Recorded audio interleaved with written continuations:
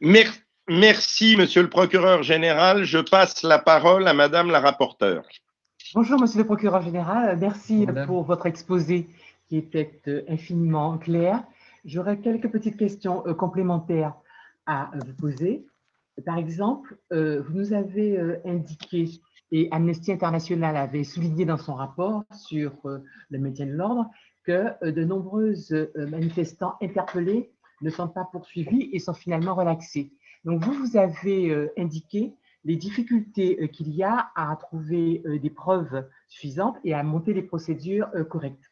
Et vous nous avez parlé d'un certain nombre de fiches de liaison entre le parquet et le préfet.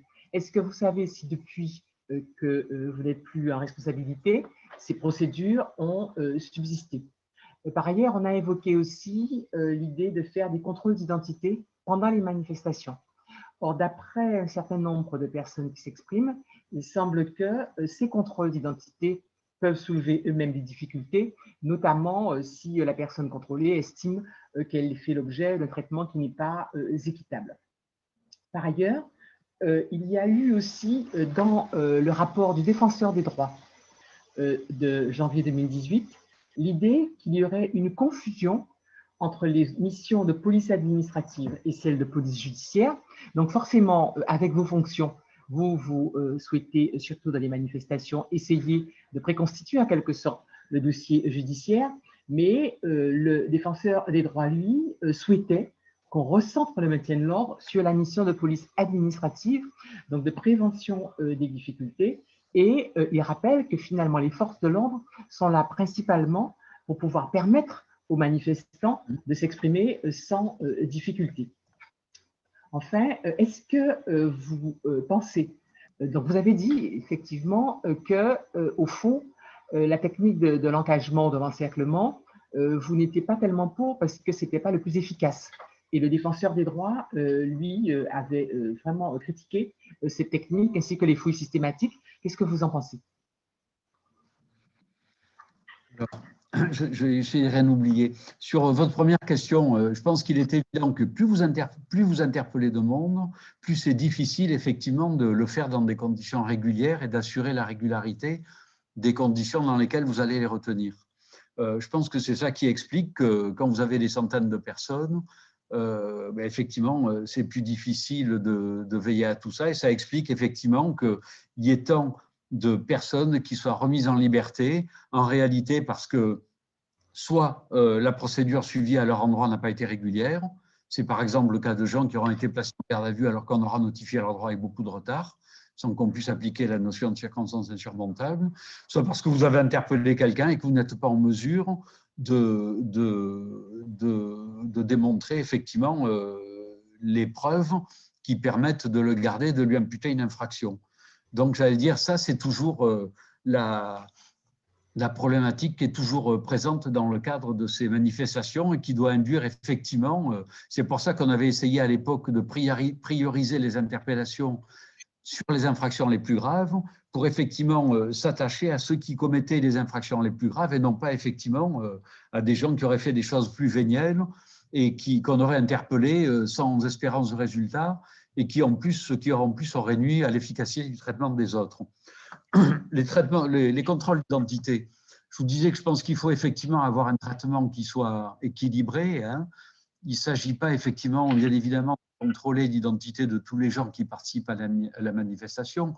Les contrôles, en général, ils étaient faits aux abords pour notamment s'assurer que les gens qui allaient participer à la manifestation ne portaient pas des armes dans leur sac à dos. Hein.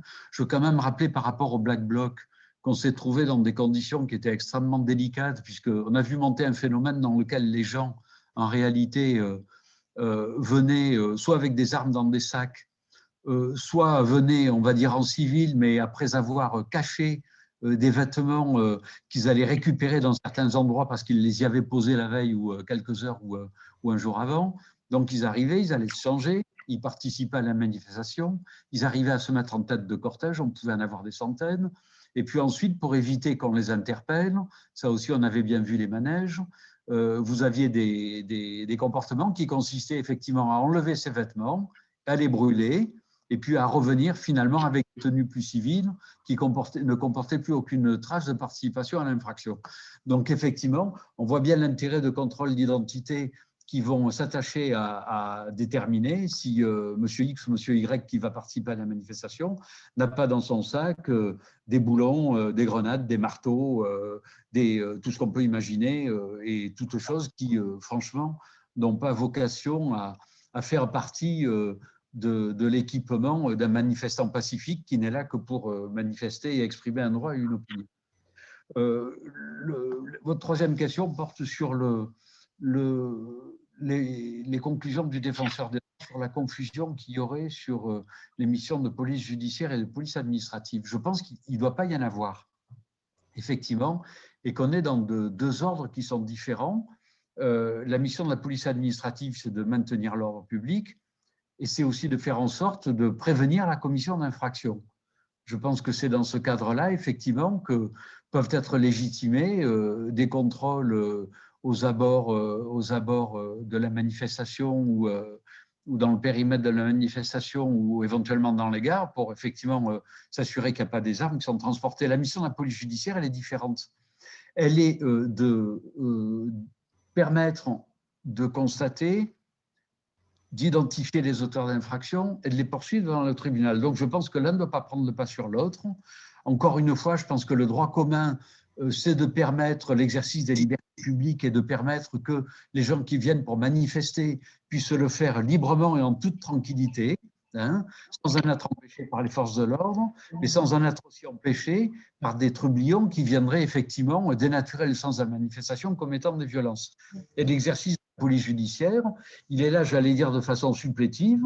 La meilleure des situations, c'est de ne pas avoir à les utiliser et d'avoir une manifestation qui va se dérouler normalement. Mais je pense qu'il est aussi de la responsabilité des pouvoirs publics, si des infractions graves ont été constatées, que celles-ci puissent être constatées, que leurs auteurs pourraient être poursuivis. Qu'est-ce qu'on dirait si dans le cadre du cortège d'une manifestation, des dizaines et des dizaines de vitrines sont cassées et que personne n'est en mesure d'identifier le moindre auteur de ces bris de vitrines et de ces dégradations? Je pense que la représentation nationale, mais aussi les citoyens, les propriétaires de ces magasins, ne seraient pas forcément très satisfaits.